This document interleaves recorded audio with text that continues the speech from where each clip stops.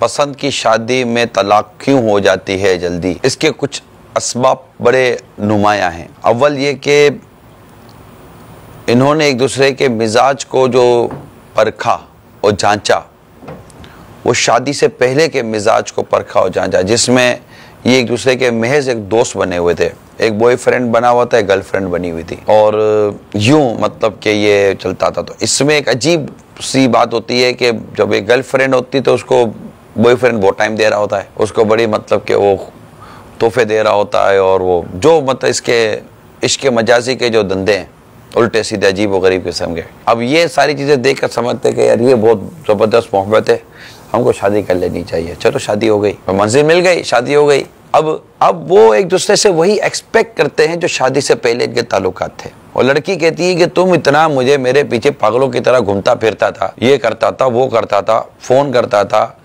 कि मैं यूं ले आऊँगा, तारा ले आऊँगा, चांद ले आऊँगा। अभी एक मतलब तंदूर की रोटी लाता नहीं है मेरे कहने पर, वो चांद सितारे लाने की बातें करता था। दही मंगाती तो दूध ले आता है, फ़ोन करते तो फ़ोन नहीं उठाता है।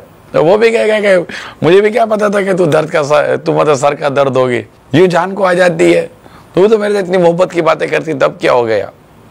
अब वो दोनों ना वो अपने माजी को याद करके अपने हाल को बर्बाद कर रहे होते हैं। यूं दोनों में लड़ाई हो जाती है, ये एक वजह।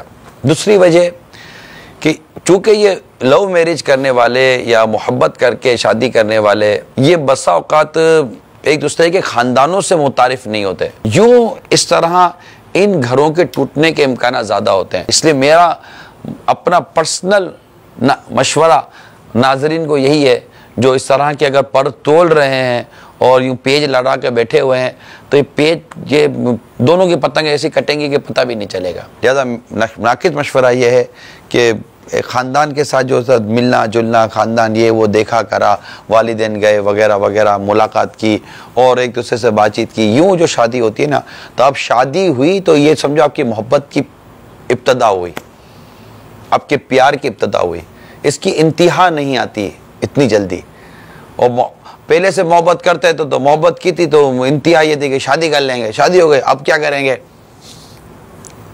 अब क्या करेंगे। तो ये समझने वालों के लिए बात है जो समझे।